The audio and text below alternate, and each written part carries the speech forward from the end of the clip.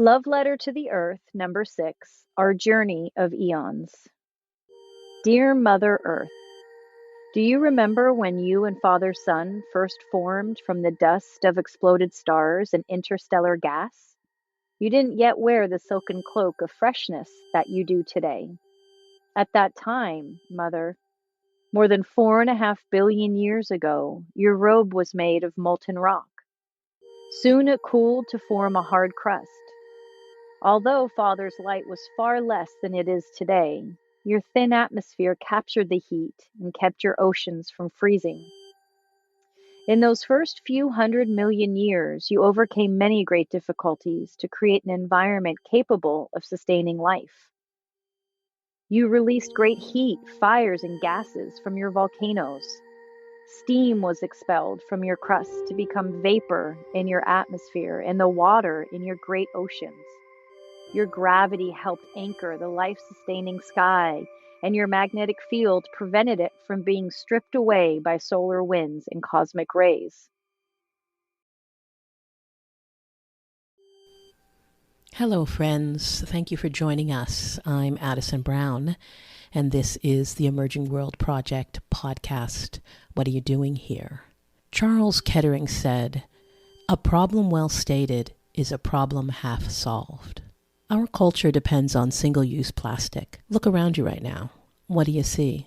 Maybe a plastic bottle, some food containers, the infamous six-pack rings. The problem is that most plastic waste does not make it to the recycling center or even the landfill. This plastic is carried by rivers, wind, and animals and can find its way to the sea. Our featured guest today is Christian Shaw. He is the founder of Plastic Tides, an organization whose mission is to inspire and catalyze action towards a plastic-free future through adventure, education, and youth empowerment. Christian has undertaken a great deal of challenges in his desire to see a plastic-free future. He has led paddleboard expeditions to some of the world's most polluted bodies of water to aid in the collection of marine plastic pollution research. Now rolling into a decade of experience in the nonprofit sector of conservation, he recently completed an expedition up the Mississippi River, researching the prevalence of nurdles, the parent material of plastic products. This expedition leads to engaged activism through an online petition. Since 2014, inspiring youth to take action has always been core at Plastic Tides. The Global Youth Mentor Program, GYM, gives motivated youth leaders the tools and support to create lasting systemic change in their communities. Youth leaders are paired with mentors from all over the world and directed through change-based projects. Now more than ever, youth leadership is vital to the success of the environmental movement. We are grateful to have you here with us for our talk with Christian.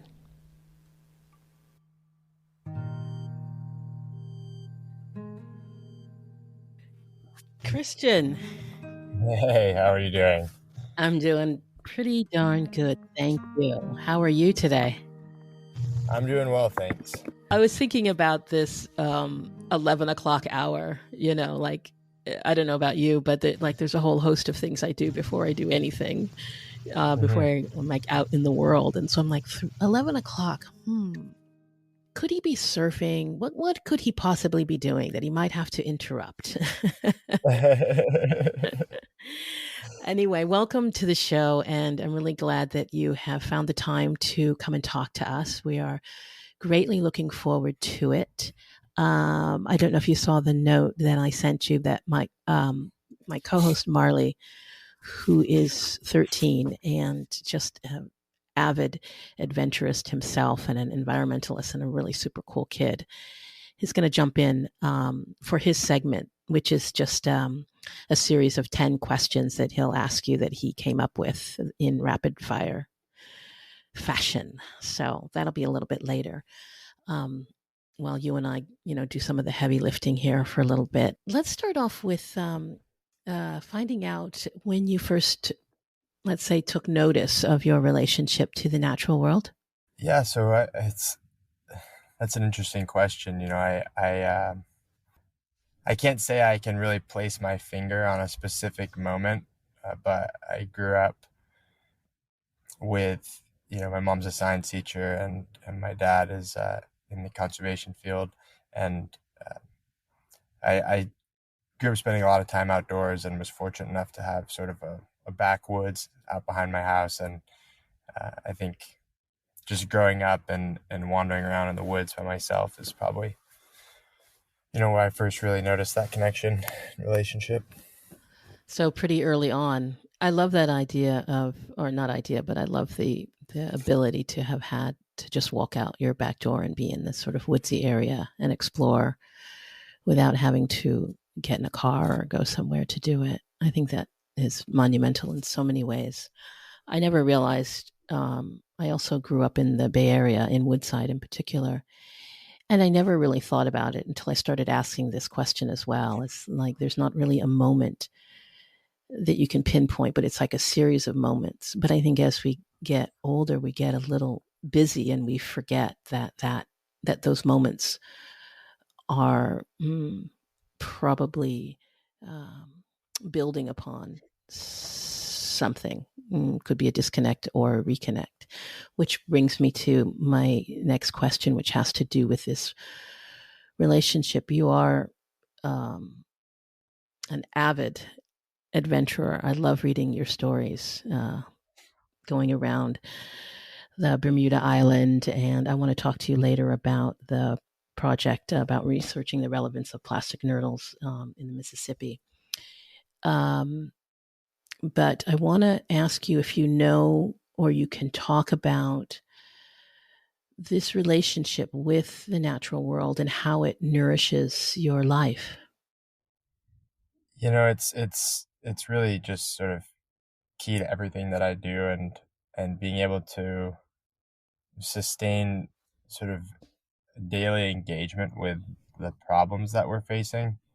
It's essential for me to connect with nature, and as you, as you mentioned earlier, I although I wasn't out surfing before this conversation, I do surf a lot here in Santa Cruz, and I'm fortunate enough to live really close to the ocean, and I spend time at the ocean every single day, and whenever I'm able to spend time in the ocean, it's really just the thing that allows me to do everything else, and recharge and reset.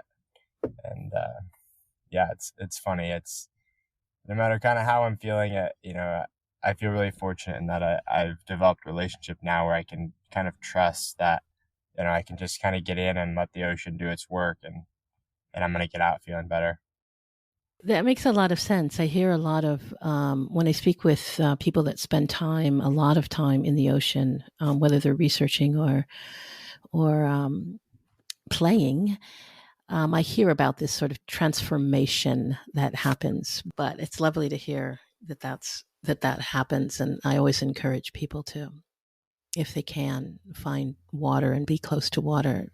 Actually, when did you know that the work that you're doing now was sort of in your blood? And how were you able to weave it into your life?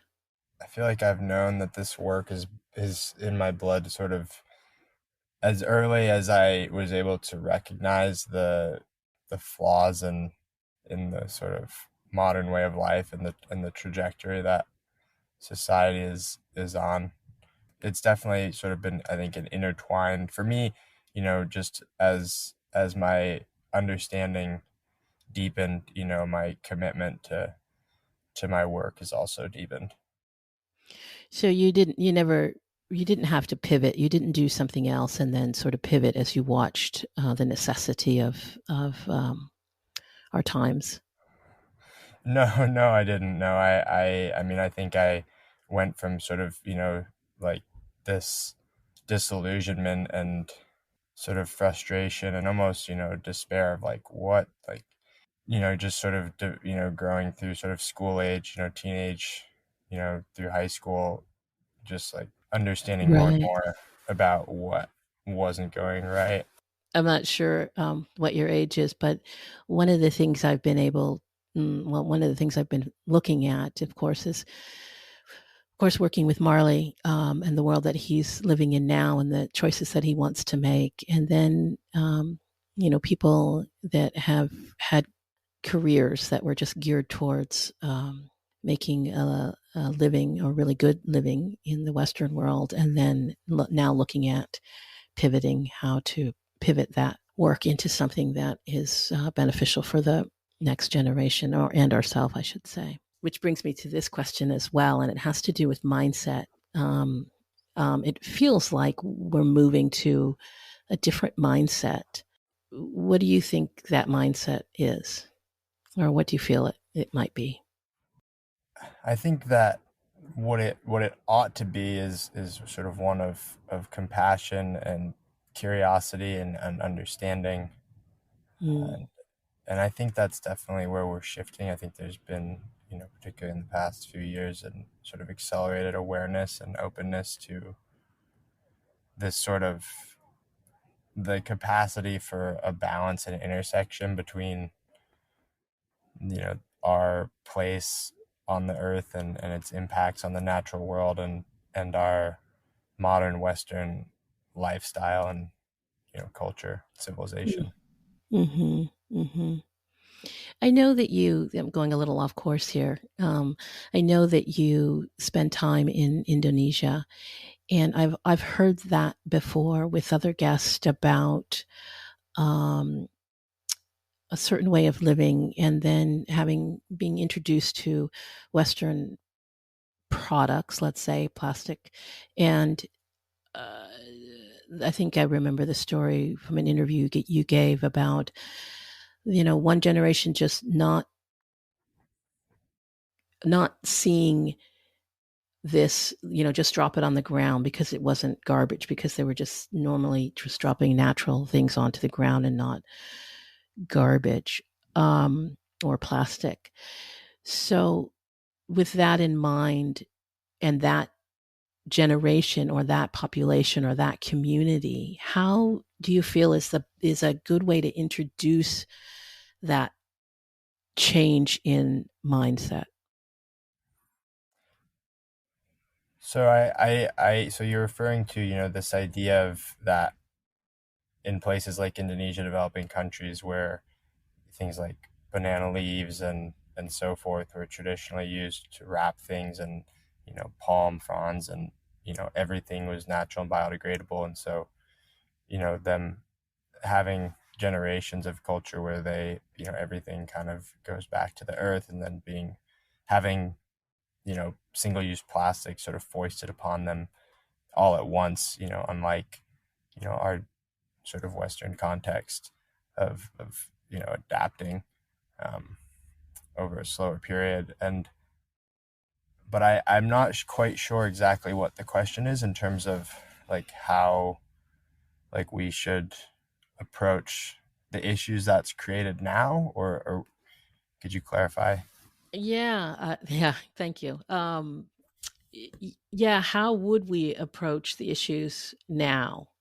I'll share with you a really quick story, and I'm not in this position to approach it, but I know that when we go into do retreats or things like that, that we fall upon these situations. So I was in India, in the northern part of India, and I was on a retreat with a Tibetan master and or Tibetan teacher, and we were taking a hike, and she'd given us all some candy which was wrapped in this plastic, and um, on the hike she just kept dropping the piece. Every time she'd eat a piece, she'd just drop the piece and just keep walking. And I didn't feel at the time that I knew what to say. I just didn't have the language. I just picked it up.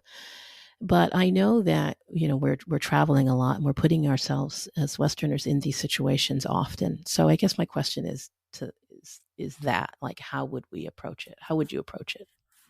Yeah, no, I hear you. That's a really interesting experience, and I think, I'm very hesitant to approach it in a context as an outsider, because, you know, like there's a lot of attention in the plastic pollution space put on these developing countries, all this X amount of plastic is coming from Southeast Asia and Indonesia and whatever, and kind of putting this spotlight like, oh, this is where the problem is.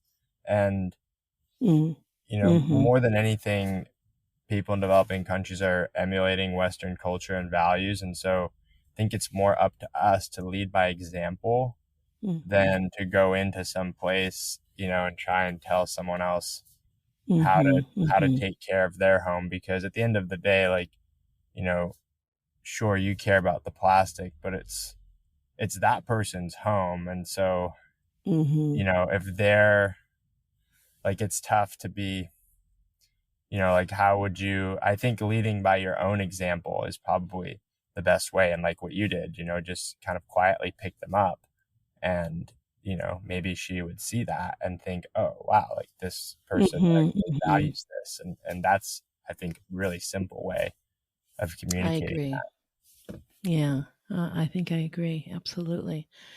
So I know this might be a little bit repetitive, but maybe you can tell us a fun story about how you stay energized and you don't succumb to the apathy of this, what feels like a never-ending environmental catastrophes that just pile up. They just seem day by day by day by day. Yeah, well, like we've talked about, just, getting outside in nature, not just in the ocean, just, getting out, for hikes and just getting fresh air, and also just observing sort of the amazing resilience of nature in the face of all these challenges. And here in Santa Cruz, we're fortunate enough to live near a small lagoon, and we had really good water conditions this spring, and there have been a bunch of families of all different types of waterfowl. We've got, some juvenile hawks that have been flying around, and they like to make a lot of noise, but it's it's cool. You can just hear that, and if you know what you're listening for, you can just have these little moments throughout your day where you're reminded of our interconnection with the natural world. That's so beautiful. I mean, it really is, because they are just little moments, and they add up. So I want to dip into some plastic talk.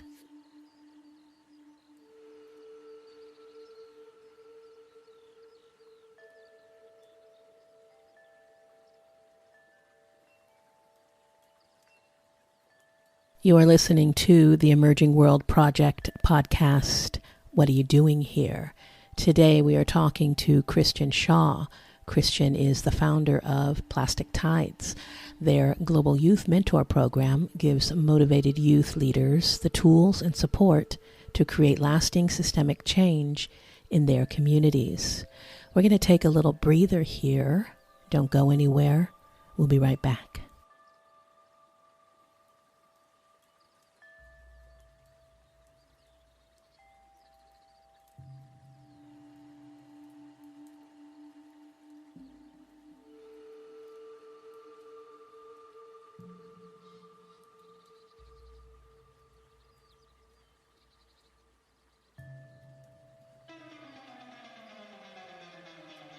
All right. First of all, hey Christian. Hey Marley. I'm your co-host, and this is off the top. Right on. How this works is that I'll ask you 10 random questions, and you will answer them as quickly as possible. You ready? Okay. All right. All right. Who is your role model? A combination of Captain Paul Watson, John Muir, and Robin Hood. Are you a clean freak, or do you prefer when things are a little messy? I like it clean and tidy in my own space. What is something new that you would like to learn? Fly fishing. What is something you think is entirely underrated? Drinking clean water. In 3 words, how would your friends likely describe you? Funny, adventurous, and curious. What clique did you belong to when you were a teenager? I wasn't in one. I had my foot in a few, I guess, but I wouldn't say I fit into one specifically. What's one thing people often argue about that you have no stance on? I think you got me with that one, Marley. What's it for you, Marley? Coke and Pepsi all day. Okay, all right, I can. Okay, but even that, I do have a stance. So I struggle with that one. I don't feel like I'm. Right. Is it Coke in a can or a bottle? Coke in a glass bottle all the way. That's the original. Okay. Sorry to interrupt you, Marley. Not that I drink soda anyway, but if you're asking. What song do you listen to on repeat when you're sad? Oh my God. I'm crying. Green River from Creedence Clearwater Revival. All right, Christian, this is our last question. What is your closest close call?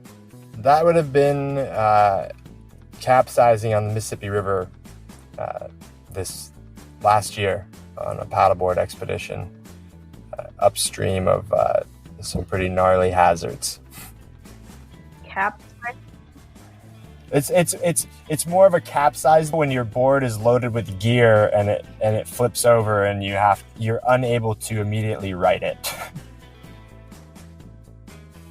I saved myself by fortunately not panicking and getting myself upright and out of danger, about 20 feet in time. Thank you, Marley. Those are great, fun questions. I love it. We got to get to know Christian a little bit. I want to jump back into the no stance one just for the quick anecdote.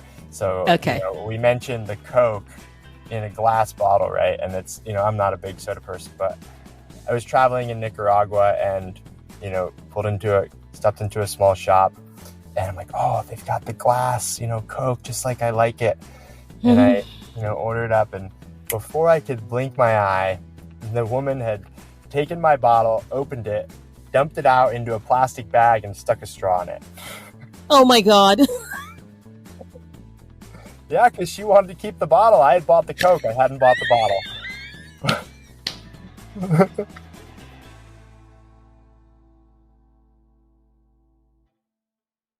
Can you tell me in brief, what the Great Pacific Garbage Patch is? Sure. The Great Pacific Garbage Patch is an area of concentrated plastic pollution, specifically in the northern Pacific Ocean. And this is an area where the ocean currents create a vortex, and that ends up, concentrating plastics and other debris in the middle. And this actually happens in all of the world's oceans. And so the Great Pacific Garbage Patch in the Northern Pacific is the most notable because it's the largest and the most polluted. But there's actually similar increased concentrations of plastics in the Southern Pacific, the North Atlantic, the South Pacific, and the Indian Ocean. And our first expedition to Bermuda actually took us right into the Northern Pacific Garbage Patch. And that's actually large part of why we went to Bermuda is because they receive a lot of non-endemic plastic pollution. It's a really good place to study that interface. So yeah, it's wow, it's daunting. It's a little daunting. Can you talk about why plastic is so cheap and how it's related to, or if it's related to subsidizing oil companies? Yeah, absolutely. It is 100% related to subsidizing oil companies and utilizing the byproducts from oil and natural gas refinement. It's all interconnected. And the work that I did actually on the Mississippi River last year was in opposition to a new massive plastic production facility that would be built on the Mississippi in St. James Parish to actually double the amount of single-use plastics Oh my goodness. going into this country. So yeah, it's completely intertwined with fossil fuels, and it actually even goes deeper than just sort of the production and proliferation of single-use plastics, but all the way into the whole recycling infrastructure and the concept of recycling plastics to begin with. So unfortunately, there's actually some really good reporting done by NPR, and they have a podcast called Wasteland, which I highly recommend folks checking out, or at least the article associated. But they uncover the history of the plastics recycling industry and how it dates back to the plastics industry in the late 60s, early 70s, and essentially an understanding that was developed within the industry that plastics were not economically viable to recycle. They essentially invented plastics recycling as a solution and invested in all of the infrastructure, these recycling facilities, creating the whole program for people to have bins, and really sort of taking advantage of this, education from consumers, dating back to the World War II era in terms of, being really conscientious with, glass and metals and making sure to recycle those materials, which are definitely a lot more viable for recycling. Uh, Whereas plastic is, once again, it's not economically viable to recycle. And actually the entire recycling infrastructure is another way for the fossil fuel industry to sell and consume more petroleum products, because these recycling garbage trucks get about 4 miles to the gallon, and the process of recycling plastics is incredibly energy intensive. Well, you really answered my next question, in dispelling the myth, because it is really confusing. It gets more confusing as we go along, and so I appreciate that, and I want to point people to the NPR program, because it's really important. It's so important. So, can you talk to me about your thoughts on any technologies that are promising to have some solutions? There's not a whole lot that I can point to in terms of technology providing solutions to this issue. It's I think more often than not, these different technologies are really just fueling more consumption, adding to the issue. And actually this can even be seen in the renewable energy space, with technologies like wind and solar, wherein if you look at the hard numbers, they're honestly akin to the way that plastics corporations developed plastics recycling to use more fossil fuels. Wind and solar power are also a way for fossil fuel companies to use more fossil fuels, to balance out the intermittent production, as well as in the actual production, maintenance, installation, everything that goes into that type of infrastructure, sort of the accounting around the embodied energy and materials. For instance, wind turbines use massive amounts of petroleum lubricants that leak out of them. It's probably a little known fact. So yeah, I'm really skeptical of sort of any technologies when it comes to solving these issues. I think down the road, when society, when we're like mining landfills to reclaim these fossil fuels that we've, kind of wasted, I think that there's going to be technologies that come to play for that. But, at this time, unfortunately, there's not really anything that I can speak Yeah. to with confidence. Do you ever feel, not like I want to drag you down the rabbit hole, but do you ever feel unrealistic that we can ever live in a world free of plastic?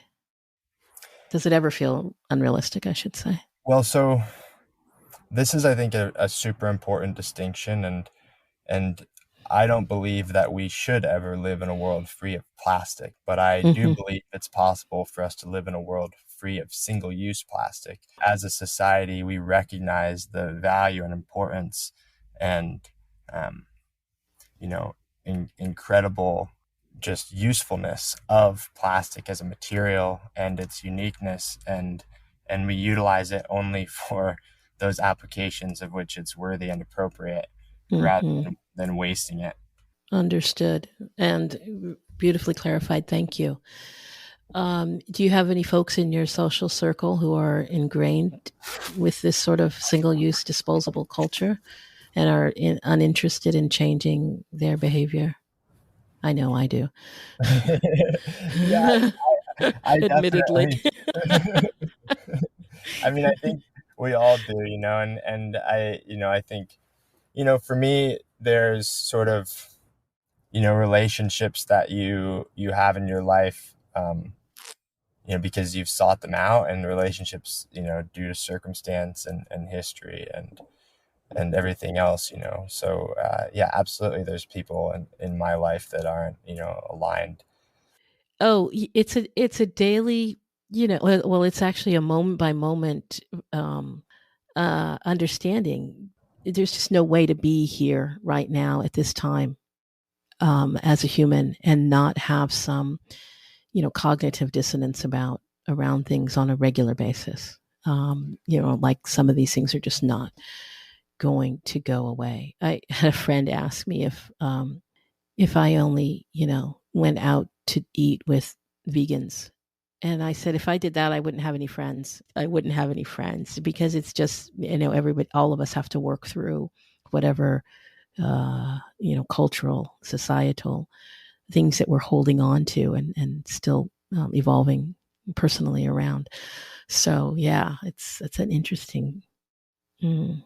Yeah, it really is, and I think, sort of similar to the, discussion around developing countries, I think leading by example is once again the most effective Mm-hmm. approach. And, you have an opportunity as an individual to impact the people around you through your actions. And I think that's the simplest, Exactly. most effective way to do it. And I love when I see people come around. I love when people just send me, random text. Oh, I found this great vegan Mexican restaurant. You're going to love it, or like they're somewhere across the world somewhere and you're never going to believe this vegan place I found. So I feel like that it does show up in that way and that's helpful. I don't know why. I was something like 6 when I decided I didn't want to eat animals. So it's just something that came natural, but it doesn't come natural to a lot of people. And there seems to be a real urgency around a lot of things these days. So I am going to ask you what, and I'm sure, again, you've gotten this question a million times, what some of the simplest daily things that folks can think about in terms of reducing single use plastic or plastic waste, both locally and globally. Yeah, I would say that just voting with your dollars for the future that you believe in and that you want to live in, and doing that as often as possible. And, for me, that largely means trying to buy things as locally as possible. And, in that, often you are able to avoid plastic and, food miles and all these other, impacts. And yeah, I think, you can talk about all the various types of single-use plastic you can avoid, bring your refillable water bottle, use reusable plastic, reusable utensils instead of getting takeout utensils, plastic bags, stuff like that. But, I think it's more effective to think about it from just a broad general consumer approach, in that we have a democratic system of governance, which is proven to be rather ineffective. And, so the other, the largest, the other area where you have the largest say really in society is how you spend your money and how you vote with your dollars. Because when you buy something, you're giving an economic signal to that company to make more of it. Agreed. Yeah, I would love to talk about local governance and people getting involved in that. we may have to have another conversation because I want to get to this really beautiful program, your Global Youth Mentor Program. And I'm hoping that you can give us a sort of step by step explanation of how the program rolls out, and then maybe share with us some wins. Yeah, absolutely. I'd love to. So Cool. it's really simple concept, just to provide one-on-one mentorship, remote-based mentorship for youth leaders who are students in middle and high school who want to pursue projects in their schools and communities that are going to solve social and environmental issues from an upstream perspective, looking at sort of the root of the problem, and really just creating this support structure and agency, from the backing of a recognized nonprofit and the support of their individual mentors to help them achieve success in their projects, and really keeping the youth leaders in the driver's seat the entire way. I love that. Now, how do you find the projects, or how does one get involved in the projects?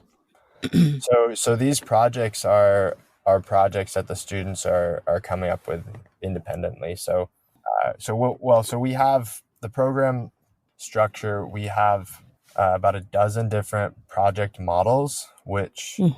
are things ranging from planting an orchard at your school or community, to looking at hydration infrastructure and refill stations and that whole issue in your school, or working with local legislation around single-use plastics, in to-go food, or you know a variety of different things. And we have these project models that have been done successfully by students in the past, and where there is a step-by-step plan that the students can work through with their mentor.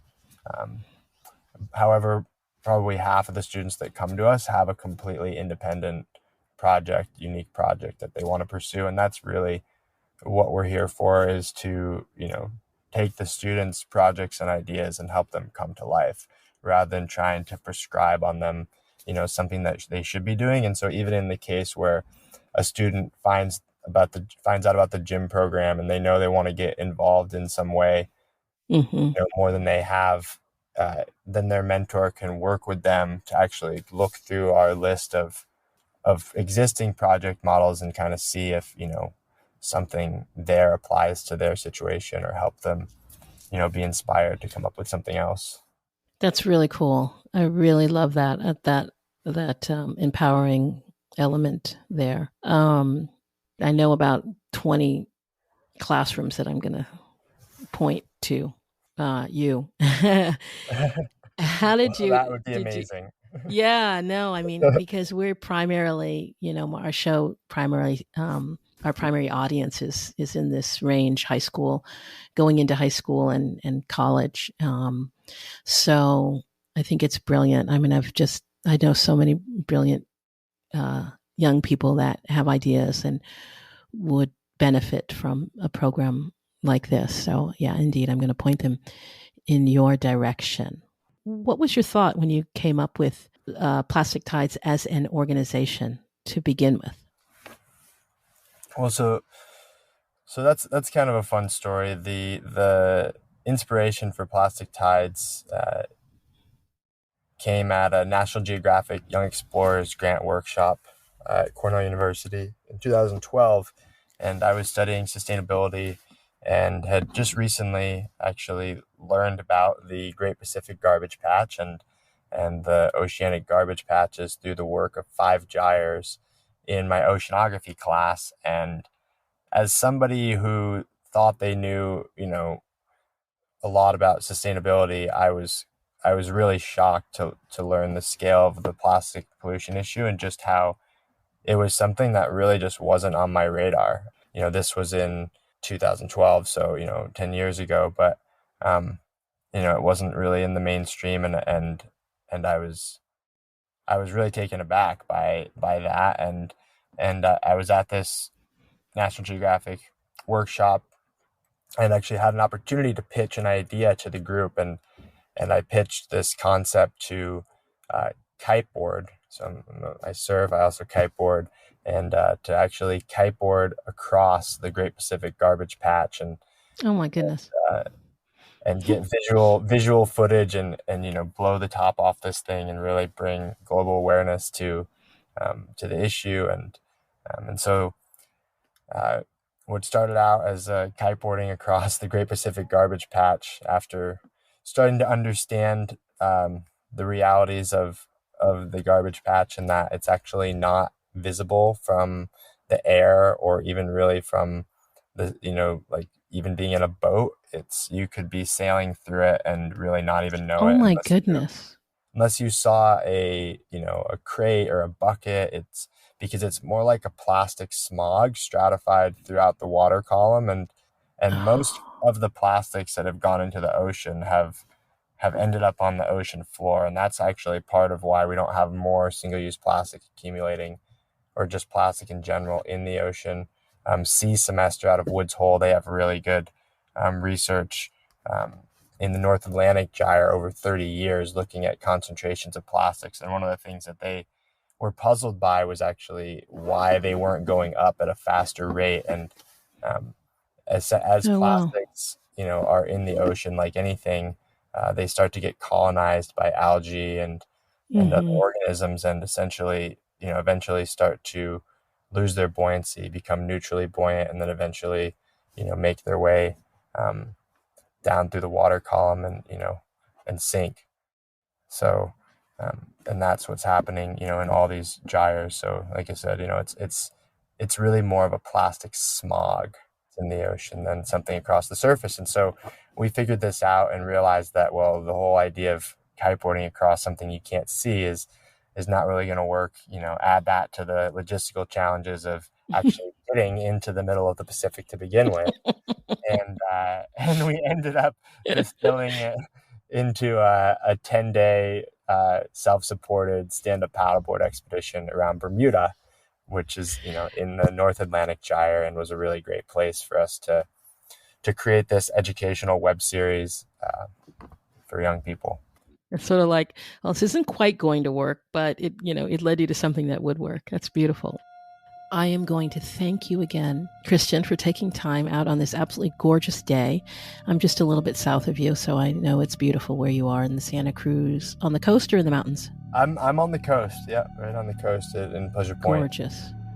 Oh, so beautiful. I really appreciate the work that you're doing. I love the way that your life is rolling out and how you're using your life force for us and the benefit of Mother Earth and the future generations. I just want you to know that I deeply appreciate you using your life force in that way. Well, thank you, Addison. I appreciate that, and I really appreciate your time as well.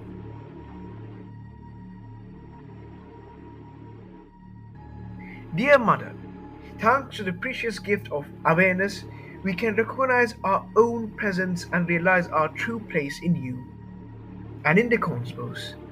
We humans are no longer naive in thinking ourselves the masters of the universe. We know that in terms of the universe, we are tiny and insignificant, and yet our minds are capable of encompassing numberless worlds. We know that our beautiful planet Earth is not the center of the universe, and yet we can still see it as one of the universe's many wondrous manifestations. We have developed science and technology and discovered reality's true nature of no birth and no death, of neither being nor unbeing, neither increasing nor decreasing, neither the same nor different. We realize that the one contains the all, the greatest is contained within the smallest, and that each particle of dust contains the whole cosmos. We are learning to love you and our Father more, and to love one another in the light of this insight of interbeing. We know that this non-dualistic way of seeing things can help us to transcend all discrimination, fear, jealousy, hatred, and despair.